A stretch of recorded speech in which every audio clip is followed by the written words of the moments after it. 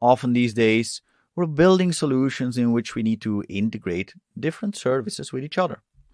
Think about data pipelines, workflows like we've previously built, but also a request that comes in and needs to be sent to a variety of destinations, or different microservices that need to integrate with each other to make sure that their respective data stores are kept in sync.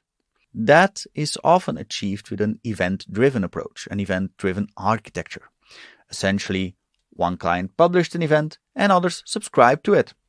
When the event is published, a message is generated and that message is delivered to the subscriber or subscribers. That type of pub-sub message distribution, that is exactly what Azure Event Grid offers. It's a highly scalable, serverless pub-sub message distribution system. When talking about these types of systems, you'll often hear event and message being used interchangeably, yet there is a difference. An event is a notification of a change in state, like a blob was created. There's typically not much additional information linked to the event.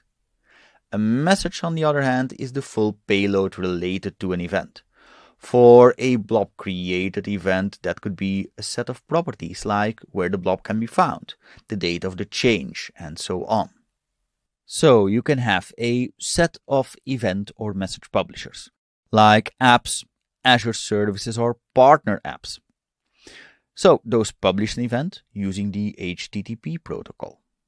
The event is published to Azure Event Grid, which distributes it to a set of subscribers, event handlers if you wish. Those subscribers can also be Azure services or apps or even webhooks that tie into other services that don't even need to be on Azure. So this goes pretty wide. For that distribution, pull and push mechanisms are possible. I do have to mention that Event Grid is also very useful when building Internet of Things services, because next to the HTTP protocol, it also supports the MQTT, or Message Queuing Telemetry Transport Protocol. That is a lightweight messaging protocol, specifically designed for when there's limits in bandwidth or high latency. Those MQTT clients can be apps or a variety of devices. This is less important for this course, but if you are building an IoT solution, Event Grid is definitely worth looking at. Over on Microsoft's documentation side, we can find a few common use cases for when we're using the HTTP protocol, divided in push and pull delivery. You can use it to build a full serverless solution, a function app that publishes an event, in other words, sends a message to Event Grid, and a logic app that subscribes to that event, which means that Event Grid will push the message to the logic app. You can also use it to receive events from Azure services. A blob is created that is pushed to Event Grid, and Event Grid distributes the event to whichever other service or services need to act on it. The events can also come from your own applications, on cloud or on-premise, and from a partner. As far as pull delivery is concerned, this allows consumers to receive and handle events at their own pace. Event Grid doesn't push an event to a consumer in this scenario. Instead, the consumer itself pulls the event from Event Grid. And lastly, private links are also supported, but that is less important for this course. Looking at these use cases, we immediately see a few places where we could integrate with Event Grid in the samples we've been building. For example, we have a logic app that's triggered when an image blob is created or updated, which in turn is triggered by an API endpoint call, or could be triggered by an API endpoint call. We might as well put Event Grid in between here. We let Blob Storage publish an event on Event Grid, and let Event Grid push that to the logic app. What we could also do, we have that API endpoint that updates images on Blob Storage, so that is our own custom code.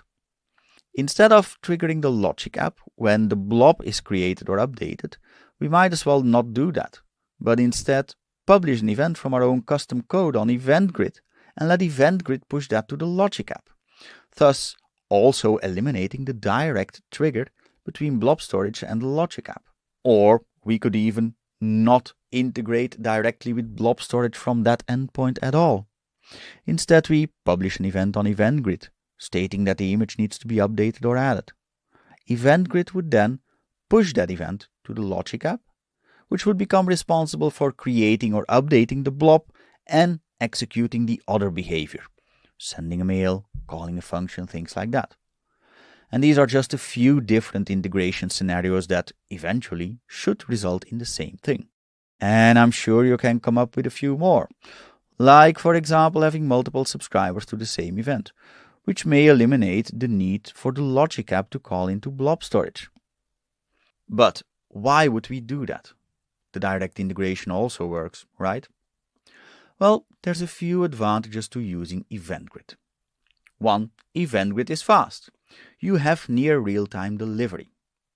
2. It's also serverless, so it automatically scales. That makes it able to easily handle large amounts of events. Also, as mentioned, various sources and destinations are possible, making managing these integrations easier. And you can also filter events, so not all events have to go to all destinations. But okay, we are already working with a serverless auto-scaling and fast solution, right? And managing multiple event sources and destinations, using filters and so on, becomes more important once your solutions become more complex. And that is not the case in our example. What, in my opinion, is a very good driver for using it are its reliability and resilience features. EventGrid has built-in retry policies to ensure event delivery, and that is important when one of your components is temporarily offline. It also has support for dead lettering, by which I mean, in the case an event cannot be handled, even with the retry policies in place, it can be sent to a dead letter queue, so you can later on inspect and handle it. These pieces of functionality really increase the reliability of your solution, and eventually, data integrity. Cost can also be a driver. A good example would be using an EventGrid trigger in our logic apps instead of using the blob storage trigger as we have done up until now. The EventGrid trigger can listen to push messages, which means it eliminates the need for continuous polling you have with a blob storage trigger. And that, in turn, means reduced resource consumption and thus reduced costs. More or less. Because it's not all good. Introducing EventGrid obviously makes your system more complex, and of course it also costs money. So you really have to consider whether you need it or not. Good drivers towards using it are when you expect a high volume of events, when you need to deal with multiple sources and destinations, when you have advanced filtering requirements, or when you need reliability and resilience. If you don't really need these, you may be better off with keeping your solution less complex and more budget-friendly. If you've seen some of my other courses, you probably know that I believe one of the worst things you can do is add unnecessary complexity to an architecture. So don't just introduce this because you can. Introduce it if you need it. For the demo, we are going to need it. We're going to assume a very high transaction volume and a very low tolerance to faults and errors. But let's first look into a set of key concepts.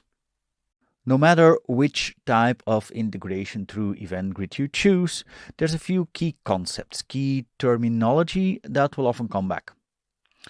I've made a drawing of those. And the first thing you see there on the left are event sources. An event source is the origin of an event. That can be an Azure service, but also a custom app.